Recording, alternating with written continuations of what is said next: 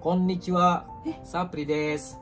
今日はですね、本当は日本語能力試験の懲戒演算ね、発話表現のvideo投稿したいと思ったんですけど、sebenarnya aku hari ini ingin membuat video cokai N3 di bagian hatsua hyogen. Apa itu hatsua hyogen? Ekspresi ucapan gitu ya. Nah, tapi ada tapinya. Sebelum kita membahas soal cokai hatsua hyogen, aku ingin menerangkan sedikit materi yang mutlak gitu, harus dipahami gitu, agar bisa memahami cokai N3 di hatsua hyogen ini gitu. Nah, apa itu materi yang harus mutlak yang harus dipahami kan gitu? Nah, materinya itu adalah disebut dengan juju hyogen. Pernah dengar nggak juju hyogen? Nah, juju hyogen ini ya kalau dalam bahasa Indonesia ekspresi memberi dan menerima gitu. Juju hyogen itu terdiri dari 3 bentuk, yaitu ageru, kureru, dan yang ketiga adalah morau gitu. Ini kayaknya simple, gampang, tapi kalau nggak paham bisa salah kaprah gitu. Siapa yang beri? Siapa yang memberikan? Siapa yang menerima gitu kan? Oke, ini kita jelaskan secara gampang aja. Kenapa kita harus menguasai bentuk juju hyogen ini buat cokai N3 di kategori hatsua hyogen ini kan gitu. Karena bentuk yang digunakan di cokai hatsua hyogen ini adalah bentuk seputar juju hyogen gitu. Oke, kita masuk pertama dari ageru. Ageru, memberikan. Polanya seperti ini ya. Polanya seperti ini. Di bawah ini. Polanya seperti ini. Kita lihat contohnya. Gakusei ga sensei ni hana o agemashita. Jadi ya, ini si gakusei ini bukan pembicara gitu. Jadi gakusei-nya itu ada di sini. Misalnya kan. Misalnya di sini ada gakusei. Gakusei ga sensei-nya ada di sini. Sensei ni hana o agemashita gitu, sensei ni. Ageta. Jadi kan bisa diartikan murid memberikan bunga kepada guru. Nah, di sini seperti itu dia bentuknya, nggak sulit kalau menurut aku untuk ageru ini. Kenapa? Karena ya bentuk ageru ini aksi yang dilakukan hanya satu arah gitu. Aksi yang dia lakukan hanya satu arah, jadi nggak sulit gitu. Jadi kan, tapi walaupun gitu ada beberapa poin yang harus diperhatikan gitu ya, yang harus diperhatikan untuk bentuk ageru ini. Yang pertama adalah subjek ataupun si pembicara ya, pembicara sebagai pemberi ataupun pelaku. Nah, gakusei ini ya sebagai pemberi, pelaku. Jadi tidak bisa sebagai penerima. Jadi kalimat ini nggak bisa dibalik lah gitu ya, nggak bisa dibalik gitu. Hai. Kemudian yang kedua adalah aksi pemberian dari uchi ke soto gitu. Kalian tahu kan uchi itu sama soto. Uchi itu adalah lingkungan cangkupan dari si pembicara gitu. Misalnya keluarga, teman dekat gitu. Sementara soto itu adalah lingkungan di luar dari si pembicara gitu, orang lain, orang yang nggak dikenal gitu lah. Itu dia bedanya sama suci sama soto gitu. Jadi terus gimana yang keliru bentuknya? Yang ini yang keliru.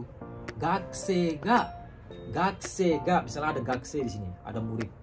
Gakusei ga watashi ni hana o agemashita, ini nggak boleh.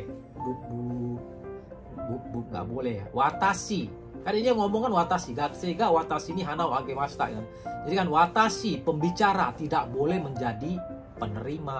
Nah, ini dia syaratnya. Yang pertama tadi ya, syarat pertamanya subjek ataupun si pembicara sebagai pemberi ataupun pelaku gitu. Jadi tidak bisa sebagai penerima. Ini syarat pertama. Syarat yang kedua adalah aksi pemberian dari uchi ke soto. Oke, kita masuk yang kedua. Kureru, memberi. Ini juga memberi juga. Nah, ini juga memberi juga ya. Pola kalimatnya seperti bawah ini ya. Oke, kita lihat contoh kalimatnya. Sensei. Misalnya sensei harus sensei. Sensei ga watashi ni hana o kuremashita. Sensei ga watashi ni hana o kuremashita. Jadi kalau diartikan guru memberikan bunga kepada saya gitu.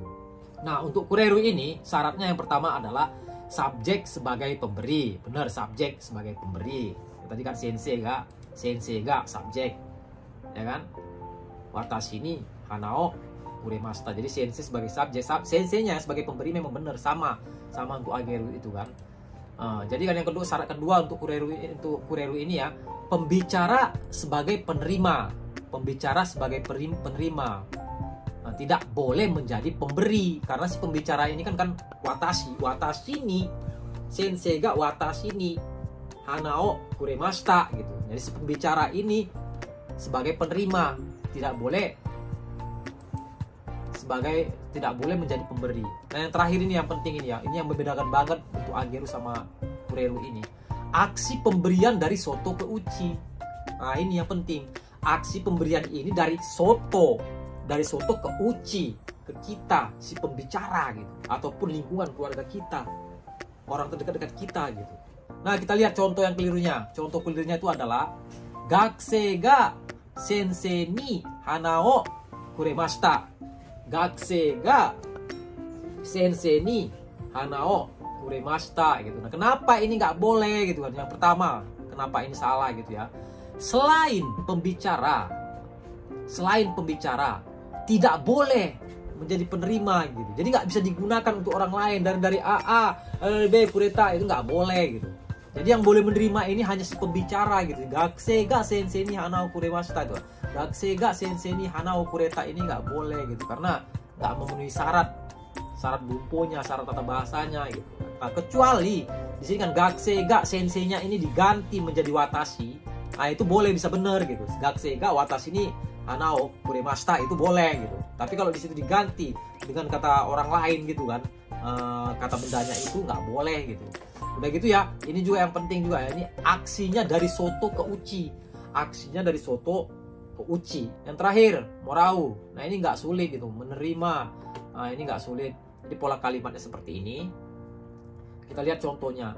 Watashi ga otto ni hana o moraimashita.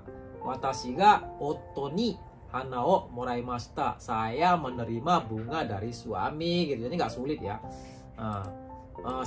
Jadi ini ya, sebagai kesimpulan, otto ga tsuma ni hana o ageru.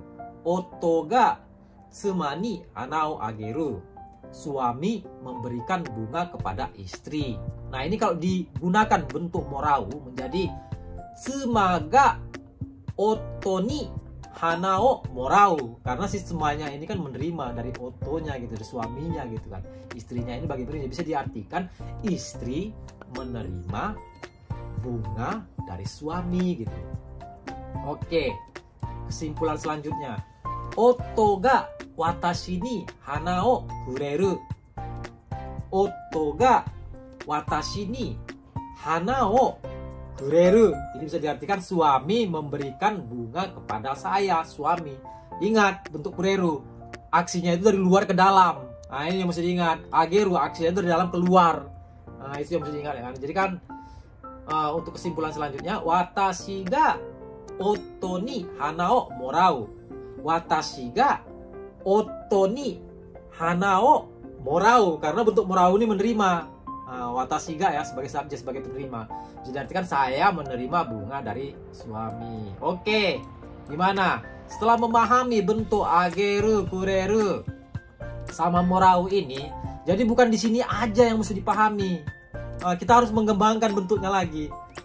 Nah itu untuk memahami Chokai N3 di bagian Hatsuha Hyogen itu menjadi te ageru, te kureru, te morau.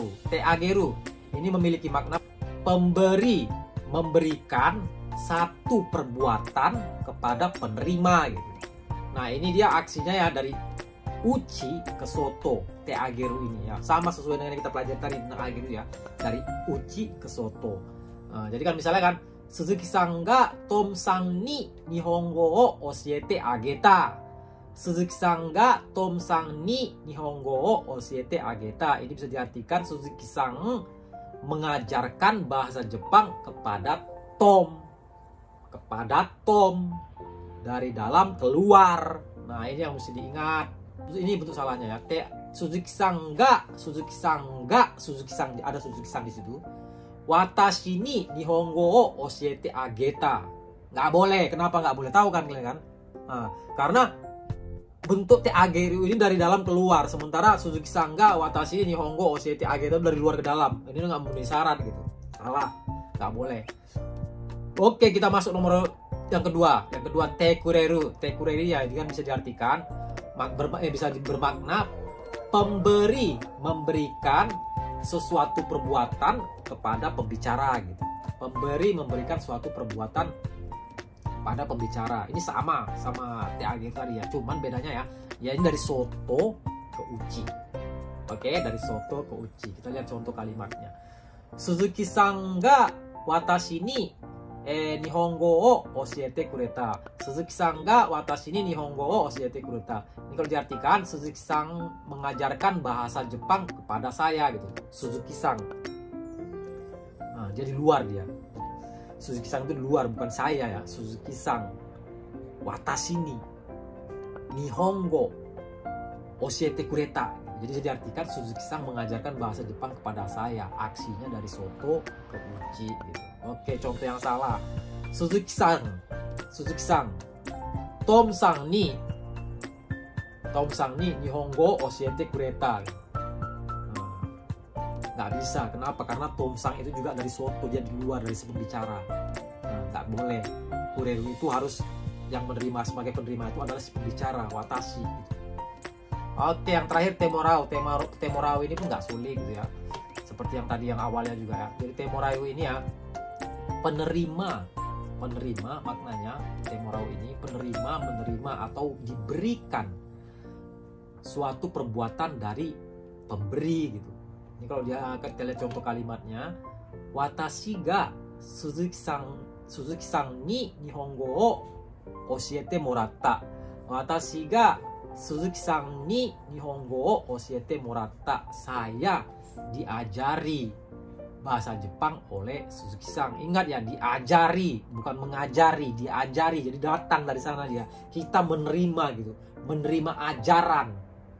Kasih contoh lain ya untuk yang di luar dari sebuah bicara. Tom-san ga Suzuki-san ni Nihongo o oshiete moratta.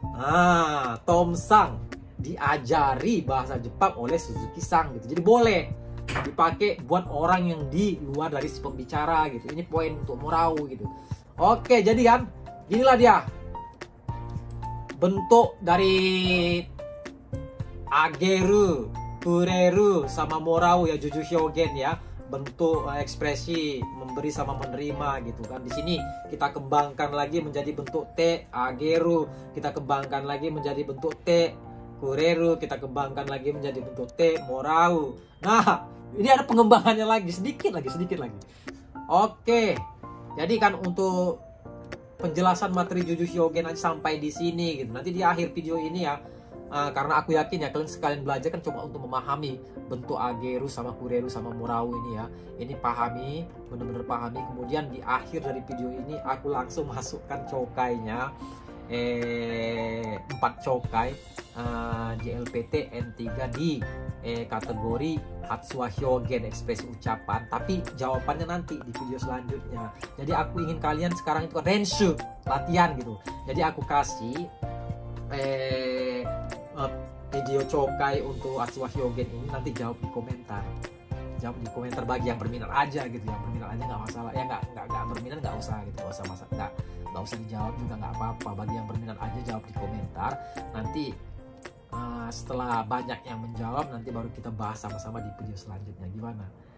Yoroshiku onegai shimasu. Oke.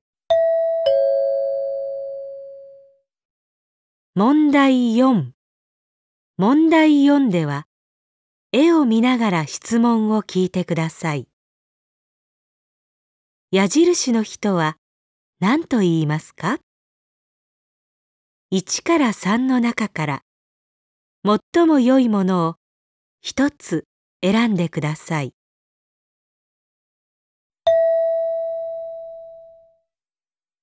1番、先輩が忙しそうなので手伝いたいです。先輩に何と言いますか？ 1、手伝ってくれませんか？ 2、手伝いましょうか？ 3、手伝いませんか？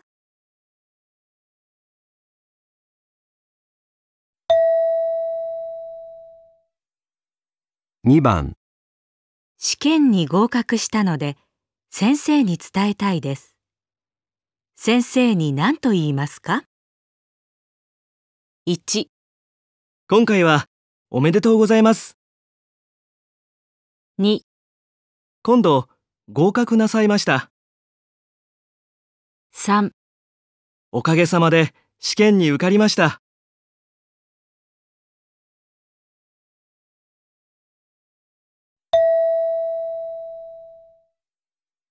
3番、友達と食事をしています。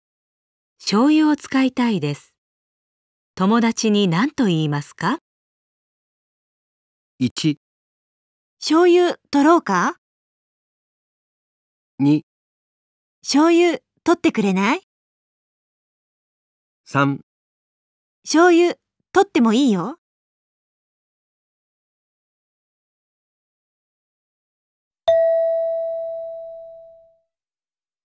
4番、会社でお客さんを部屋に案内しました。何と言いますか？ 1、どうぞおかけください。2、座らせていただきます。3、席をお取りしましょうか。